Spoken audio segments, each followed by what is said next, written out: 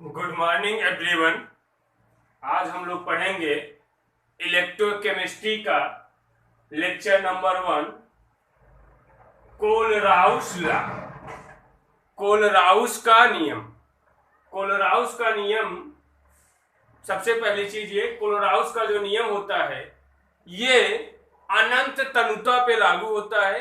Infinite dilution means हम कह सकते हैं V टेंडिंग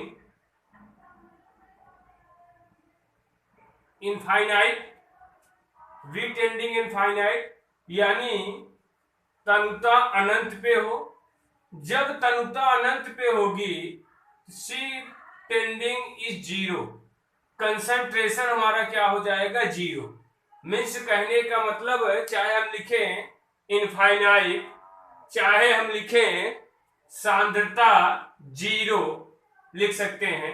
दोनों तरह लिख के दिखाया जा सकता है, क्योंकि जब वॉल्यूम अनंत पे होगा, तनुता हमारी अनंत पे होगी, तो सांद्रता जीरो हो जाएगी। तो इनफाइनाइट डाइल्यूशन पे अनंत तनुता पर चाहे दुर्बल वैद्युत अपघट्ट हो चाहे प्रबल वैद्युत अपघट्ट हो, दोनों 100% आयनित होते हैं। अनंत तनुता पर दुर्बल वैद्युत अपघट्ट भी 100% आयनित होते हैं एवं प्रबल वैद्युत अपघट्ट तो 100% आयनित होते ही हैं। यहाँ पर दुर्बल और प्रबल का कोई फर्क नहीं होगा। अनंत तनुता पर वॉल्यूम जब आपका अनंत होगा यानी इनफाइनाइट डाइल्यूशन पे। तो कोलराउस का लॉ ये कहता है, अनंत तनुता पर किसी वैद्युत अपघट्ट की चालकता उसके धनायनों एवं ऋणायनों की चालकता के योग के बराबर होती है। कहने का मतलब इसको हम ऐसे कह सकते हैं, यदि कोई हमारा वैद्युत अपघट्ट ए बी है, ए और बी, इसका आयनन इस रूप में हो रहा है ए प्लस प्लस बी माइनस, इसका आयनन इस रूप में हो रहा है, तो इस पर हम कोलराउस के नियम के अकॉर्डिंग इसकी चालकता क्या हो जाएगी, लेमडा जीरो। हमने आपको शुरू में बताया, चाहे आप जीरो लिखिए चाहे आप इनफाइनाइट लिखिए, बात एक ही होती है। इनफाइनाइट हम लिख रहे हैं यानी वॉल्यूम लिख रहे हैं, जीरो लिख रहे हैं तो कंसंट्रेशन लिख रहे हैं, क्योंकि इनफाइनाइट डाइल्यूशन पे कंसंट्रेशन जीरो होती है। एनसीईआरटी के बुक में आप लोग देखेंगे तो वहां पर जीरो लिखा जाता है। लेमडा जीरो बराबर, लेमडा जीरो ब्रैकेट में हमारा हो जाएगा लेमडा जीरो एम, एम यहां क्या होगी हमारी मोलर चालकता, ब्रैकेट में हो जाएगा हमारा ए बी बराबर lambda zero M A plus plus lambda zero M B minus. देखिए लेमडा जीरो या इनफाइनाइट एम बराबर, एम यानी मोलर चालकता, ए एम ए बी बराबर हो जाएगा लेमडा जीरो एम, एम यानी मोलर चालकता, molar conductivity, M A plus plus lambda zero M B minus. इसी प्रकार हम लोग नेक्स्ट एग्जांपल देखते हैं। यदि जैसे हमने ले लिया NaCl, NaCl ले लिया, NaCl का आयनन होता है Na plus plus Cl minus, इसके लिए हमारा हो जाएगा लेमडा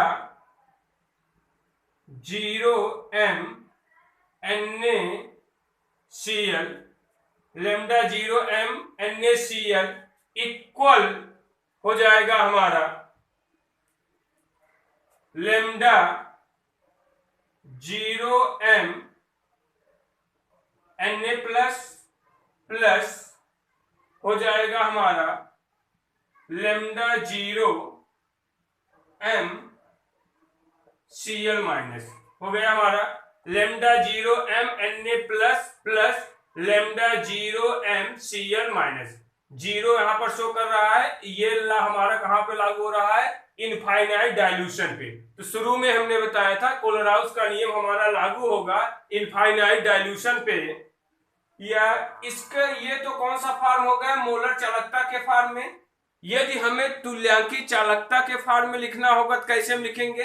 सेम इसी तरह लिखेंगे, कोई डिफरेंस नहीं होगा, केवल इतना चेंज होगा जहां पर आपका m है वहां पर हमारा e आ जाएगा, इक्विवेलेंट तुल्यांकी चालकता। तो हो जाएगा हमारा लेमडा 0 m के स्थान क्या आ जाएगा e, ब्रैकेट में आपका NaCl इक्वल हमारा आ जाएगा लेमडा 0 e Na प्लस, जहां पर हमारा m आया है वहां पर हमारा e आ जाएगा, प्लस लेमडा 0 e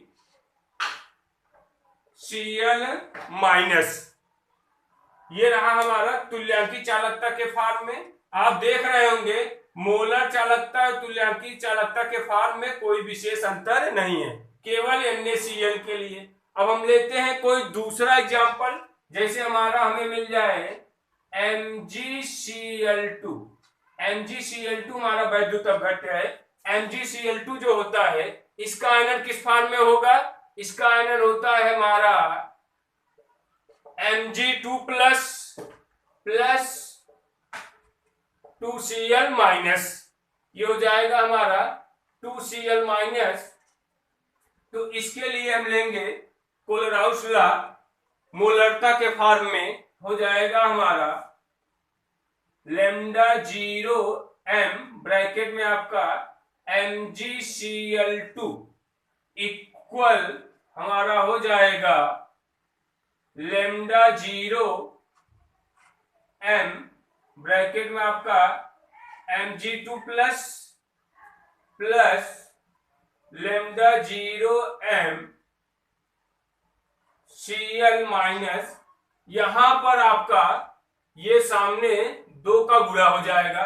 मोलर चालकता में 2 का गुणा इसलिए हुआ, मोलर चालकता का कॉन्सेप्ट ये कह रहा है, आप देखिए मोलर चालकता का कॉन्सेप्ट ये कह रहा है अकॉर्डिंग टू रिएक्शन, यदि मैग्नीशियम क्लोराइड का 1 मोल है वो अपघटित हो रहा है तो मैग्नीशियम आयन के 1 मोल बनेंगे तथा क्लोराइड आयन के 2 मोल बन रहे हैं, तो वही सामने ये गुणा हो जाएगा। ये तो रहा किस फॉर्म में? m के फॉर्म में, यानी मोलर चालकता के फॉर्म में। यदि हमें e के फॉर्म में लिखना हो, तुल्यांकी चालकता के फॉर्म में लिखना हो, तो इसको कुछ हम इस तरह लिख सकते हैं lambda 0 m, sorry lambda 0 m नहीं e, तुल्यांकी चालकता के फॉर्म में लिख रहे हैं e, ब्रैकेट में आपका MgCl2 मैग्नीशियम क्लोराइड इक्वल हो जाएगा हमारा लेमडा 0 e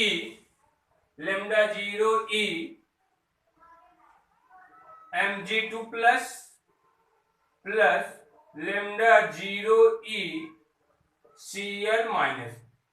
अब आप यहां वाले में आप देख रहे होंगे m और e के फॉर्म में अंतर नहीं है, बट यहां पर m और e के फॉर्म में अंतर है।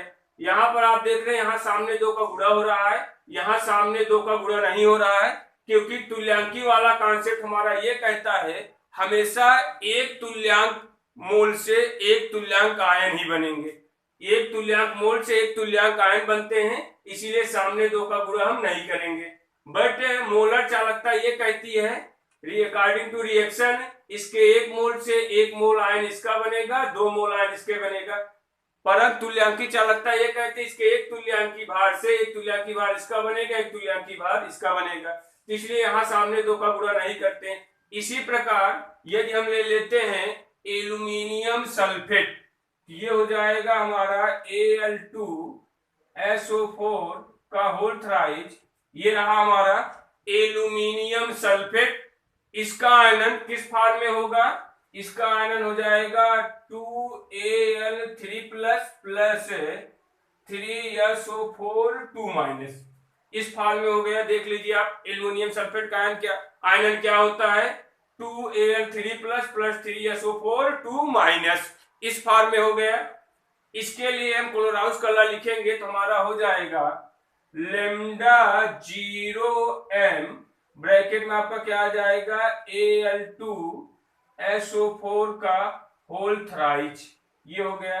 इक्वल लिख सकते हैं हम लेमडा 0m, मोलर चालकता के फॉर्म में हम लिख रहे हैं m आपका ब्रैकेट में Al3 प्लस, ये सामने दो का क्या हो जाएगा, गुणा हो जाएगा। जैसा कि मैंने पहले ही आपको बताया है कि यदि मोलर चालकता के फॉर्म में हम लोग लिखेंगे, ये जो अब समीकरण को बैलेंस करने के लिए जो गुणा किया जाता है वो सामने गुणांक बन जाएगा। प्लस आपका हो जाएगा, यहां पर दो गुणांक बनेगा, यहां पर 3 बनेगा, 3, ये आपका हो जाएगा यहां पर 3 लेमडा 0m SO4 2 माइनस।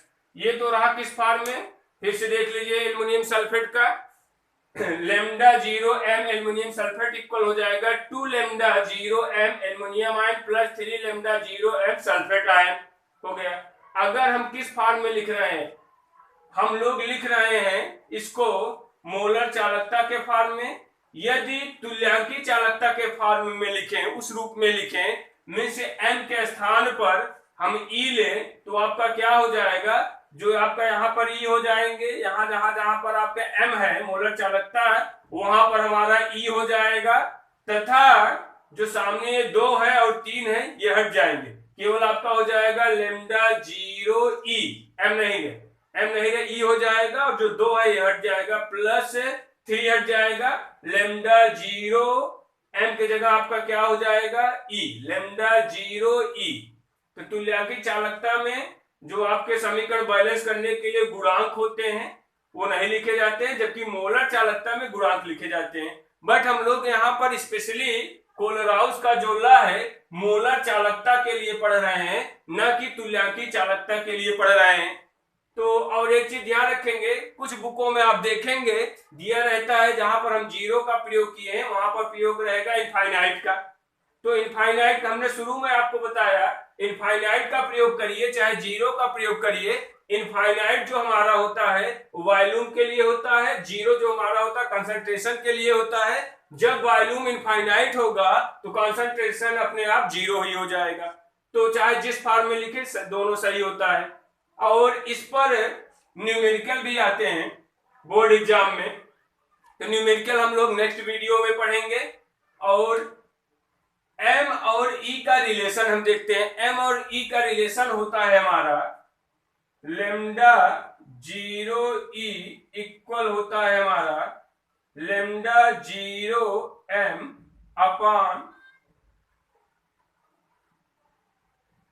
अपान वैलेंस फैक्टर। E और m के फॉर्म में हम लोग लिख रहे थे, दोनों में रिलेशन होता है लेमडा e 0 e इक्वल हो जाएगा लेमडा 0m आपका अपान बैलेंस फैक्टर। मीन्स से कहने का मतलब ये हुआ, अगर जैसे ये रिएक्शन देखिए, ये कौन से फॉर्म में लिख रहे हैं, m फॉर्म में हम लोग लिखे हैं और ये E फॉर्म में लिखे हैं। M फॉर्म और E फॉर्म में हम लोग लिखे हैं, तो ध्यान रखेंगे M फॉर्म और E फॉर्म में तो दोनों में रिलेशन ये होता है, यदि बैलेंस फैक्टर से हम लेमडा m में भाग दे दें तो लेमडा E के बराबर हो जाएगा। बैलेंस फैक्टर क्या होता है, आयनों की संख्या। जैसे यहाँ पर आयनों की संख्या क्या होगी, 2 है, यहाँ पर हम 2 से भाग देंगे, चाहे 2 प्लस मान लीजिए, चाहे देखिए 2 माइनस। एक क्लोराइड आयन पे 1 माइनस होता है, 2 हो जाएगा तो 2 माइनस हो जाएगा। और इसके साथ साथ है यहाँ के लिए बैलेंस फैक्टर क्या हो जाएगा, 6 हो जाएगा, 2 तिहाई 6 प्लस या 3 दूना 6 माइनस। यहाँ के लिए बैलेंस फैक्टर क्या हो जाएगा, 6 हो जाएगा। यहाँ रिएक्शन के लिए बैलेंस फैक्टर कितना हो जाता है, 2 हो जाएगा। इस रिएक्शन के लिए आपका बैलेंस फैक्टर 1 होगा, +1 या -1। इस रिएक्शन की बैलेंस फैक्टर 1 होगा तो 1 से भाग देंगे। इसलिए आप देखे होंगे इस रिएक्शन में मोलर चालकता के रूप में और तुल्यांकी चालकता के रूप में एक जैसे लिखा है, लेकिन यहाँ पर मोलर चालकता तुल्यांकी चालकता में, मोलर चालकता और तुल्यांकी चालकता में चेंज है। इसमें भी हम मोलर चालकता के फॉर्म में लिखे हैं, तुल्यांकी चालकता के फॉर्म नहीं लिखे हैं, लेकिन वहां लिखेंगे तो ये आपका 2 और 3 हट जाएगा। ये रहा आपका इस वीडियो में कोलराउस का लॉ।